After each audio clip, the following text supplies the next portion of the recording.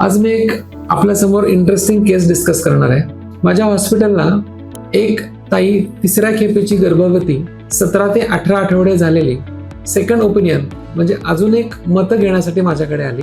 तिला पहिली नॉर्मल डिलिव्हरीद्वारे एक मुलगी आणि एक मुलगा होता. सोनोग्राफी अंती बाहेर तिचं निदान असं झालं होतं की तिच्या बाळाच्या म्हणजे गर्भामध्ये हृदयामध्ये काही प्रॉब्लेम आहे. त्या रिपोर्टच्या अनुषंगानं तिला गर्भपाताचा सल्ला दिला गेला होता. तिचे नातेवाईक हे डॉक्टर असल्यामुळे आणि माझ्या परिचित असल्यामुळे त्यांनी त्या ताईला माझ्याकडं सेकंड ओपिनियनसाठी पाठवलं.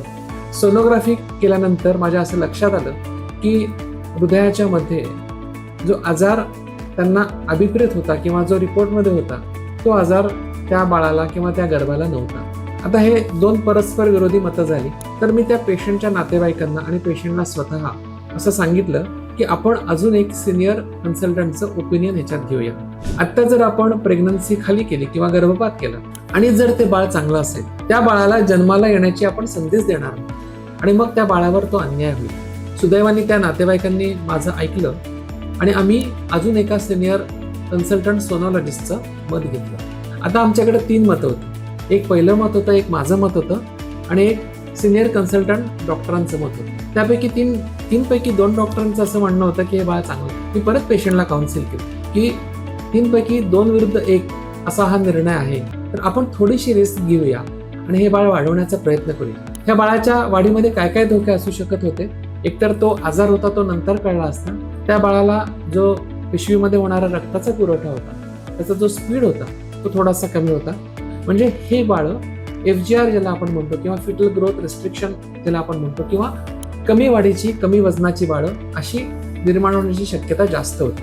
प्रत्येक स्टेपला पेशंटच्या नातेवाईकांना समजेल अशा भाषेत मी काउन्सिलिंग केलं, पण अंतिम निर्णय हा मी त्यांच्यावर सोपवला. मी त्यांना फक्त मार्गदर्शनाचं काम केलं.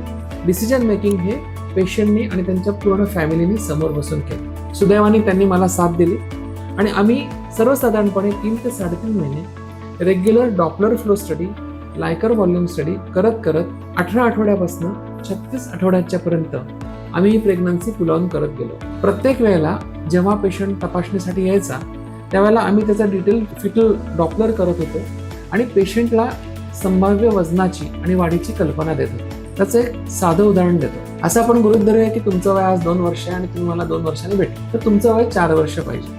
पण ह्या बाळाच्या मध्ये तसं होत नव्हतं. ते जेव्हा मला ठराविक अंतराने भेटायचं त्यावेळेला ती जी इंटरवल ग्रोथ असायला अपेक्षित होतं म्हणजे ती ग्रोथ होणं अपेक्षित होतं ते थोडंसं कमी होत होतं. याची कल्पनाही नातेवाईकांना दिली. हळूहळू करत आम्ही मजल दर मजल करत 8वा महिना संपून 9व्या महिन्याकडे झुकलो. म्हणजे 36 आठवडे झाले आणि एका स्कॅनिंगच्या दरम्यान आम्हाला असं लक्षात आलं की बाळाच्या बोटालचं पाणी आता संपूर्णपणे संपलंय. ज्या दिवशी पेशंट माझ्याकडे रुटीन चेकअपला आली त्याच दिवशी डॉपलर केलं आणि तिला सांगितलं जर माझी बहीण तुझ्या जागी असती तर मी आजच सेजर केलं असतं. सुदैवाने परत त्या नातेवाईकांनी माझ्यावर विश्वास ठेवला. आम्ही त्याच दिवशी जेव्हा पेशंट माझ्याकडे दाखवायला आली त्याच्यानंतर 1 तासाने आम्ही तिचं सेक्शन केलं. आज तिच्या ऑपरेशनचा 4था दिवस आहे. 1 किलो 800 ग्रॅमचं बाळ हे आज ती पेशंट घरी घेऊन जात आहे. देवाच्या कृपेने तिला परत मुलगा झाला आहे आणि पूर्ण फॅमिली पेशंट तिचे नातेवाईक आज आनंदात आहेत. हे डिस्कस करण्याचा हेतू हा की ज्या वेळेला आपण एखाद्या पेशंटबाबत टोकाचा निर्णय घेतो त्यावेळेला 2 स्टेप मागे येऊन आपला सगळा इगो बाजूला ठेवून ह्याच्यामध्ये जे बेस्ट पॉसिबल पेशंटच्या संदर्भात करणं अपेक्षित आहे.